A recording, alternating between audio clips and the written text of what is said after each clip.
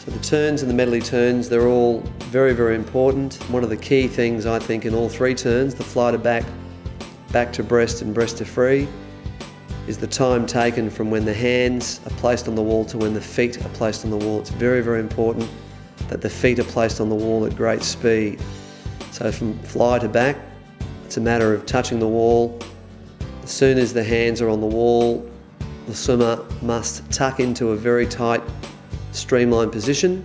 I like to see them collapsing into a very small ball with the body, getting the feet onto the wall at great speed, pushing off the wall in a streamlined position with the arms locked in and the head resting on the arms. Just ensuring that the kick off the wall is done butterfly kick and is done at relatively fast velocity. What we found on the backstroke underwater doing the fly kick, it's important to have a fairly narrow amplitude to begin with. Then once speed is generated, then increase the amplitude so the range of the kick becomes bigger towards the end of the butterfly kick on their back on the backstroke push-offs. The backstroke to breaststroke turn is one of the most difficult turns to put together because obviously the swimmer is coming into the wall unsighted. The only sight that the swimmer has is the backstroke flags. So the swimmers must have a good understanding and knowledge of how many strokes they need to take before the wall's going to come up. So all of the top line swimmers will know their exact stroke count to get onto the wall. Immediately the hands put on the wall once again, we want a small duration of time from when the hand touches the wall to when the feet touch the wall. Just ensuring that when the swimmers are going around for a turn, they're not circling and going around and taking up a large area of water. It's trying to get onto the wall in the most streamlined manner that you possibly can. A lot of sculling takes place underneath the water on the backstroke to breaststroke turn to ensure that the feet are on the wall at a very fast speed.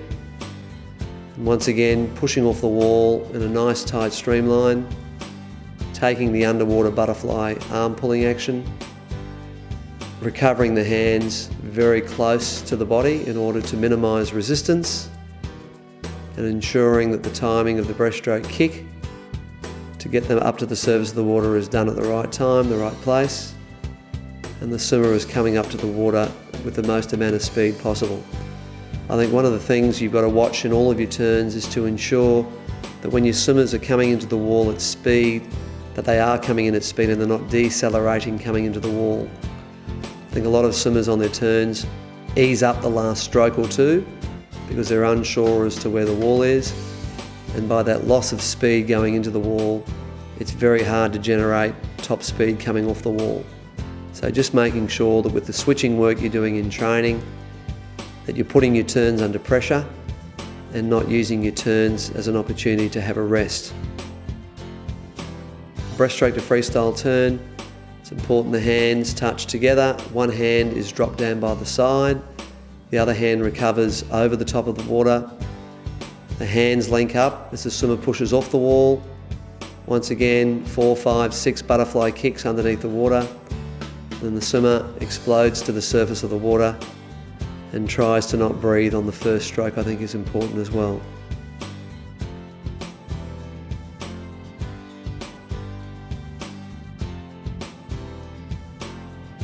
I think it's important in freestyle turns for the swimmers to sight themselves off the bottom cross, the bottom tee, and off the wall tee so they can make their commitment to the turn from there. I like to see swimmers in all strokes viewing their turns as a change of direction turn, so it's important to try and maintain velocity into the wall to achieve maximum velocity off the wall. Specifically with the freestyle turn, what we're insisting our swimmers do in freestyle turns is to try and get their feet onto the wall as quickly as possible.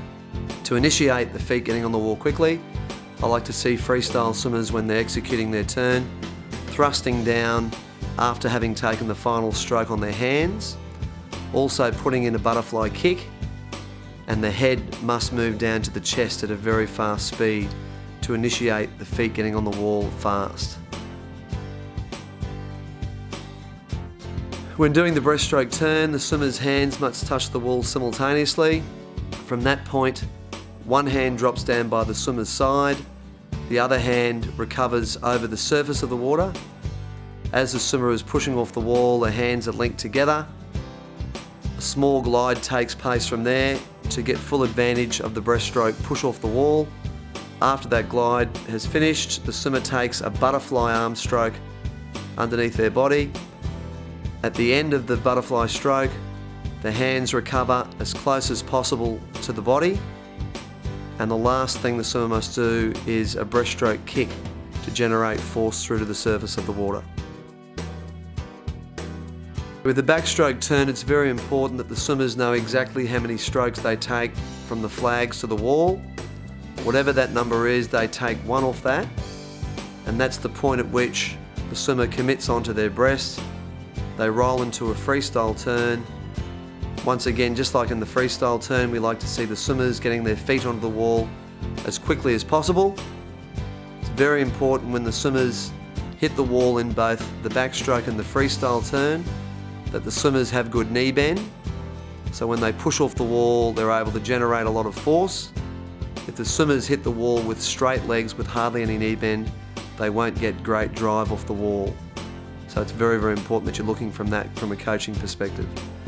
Once the swimmer is pushed off the wall, they're pushing off in the streamline position with their hands linked together. I like to see the backstroke turn, I like to see the swimmers take a minimum of 5 kicks off the wall, up to 8 kicks off the wall, butterfly kicks. Just before the swimmer is about to break the surface, they transition into backstroke kick. And it's very important when they transition through to the surface that they're working straight into the backstroke stroke. They're pulling through, that is, with one arm. Common fault amongst young swimmers on their backstroke turns is when they push off the wall, they actually push off the wall and commence their stroking with both arms together.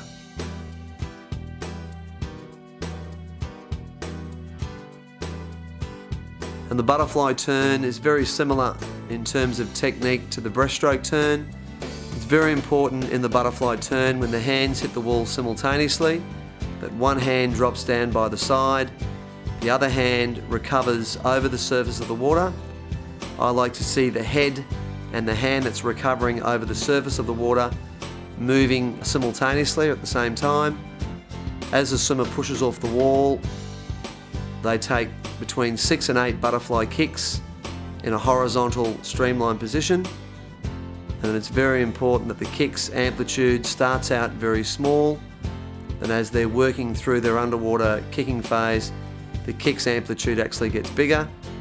And what we're looking for from a coach's perspective as well is the swimmer exploding through to the surface of the water, not just floating to the surface.